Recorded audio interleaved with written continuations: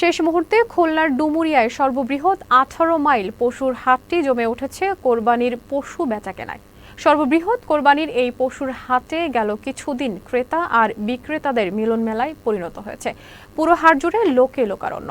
খামারিরা বলছেন, তুলনামূলক এবছর গরুর মূল্য অনেক কম থাকায় বেচা বিক্রি ভালো না। এদিকে উপজেলার প্রাণী সম্পদ সম্প্রসারণ অফিস বলছে, চাহিদার তুলনায় পর্যাপ্ত কোরবানির পশু প্রস্তুত রয়েছে ডুমুরিয়াতে।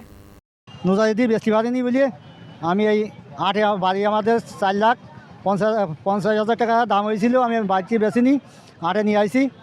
আটে নিয়ে 4,08,000 টাকা বেশি। খাবারের যে দাম, যে মুদ্রা জিনিসের যে মূল্য, সেই হিসাবে অনেক কম। খামারিরা অনেক মাইর খাবে আর কি, লসে আছে। খুলনা 18 মাইলের হাটে যে এত বড় একটা গরু উঠছে, আলহামদুলিল্লাহ আমি দেখি খুব স্যাটিসফাইড। আমি 2টা গরু আনছিলাম সকাল 12টার দিকে।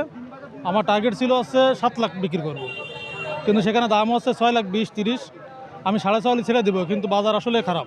বাড়ির গরু এই কাকার কাছে বিক্রি করেছি, বাড়ি যে দাম হইলো তাছাড়া 10,000 কমে বেচলাম। এই ভাইয়ের কাছ থেকে গরুটা কিনছি 95,000 টাকা দিয়ে। একটু দাম চড়া, কুরবানি গরু হিসেবে একটু দাম চড়া বরাবরের মতন। তারপরে আলহামদুলিল্লাহ, কুরবানি গরু তো গরু পছন্দ হয়েছে বলে নিয়ে নিলাম, আলহামদুলিল্লাহ।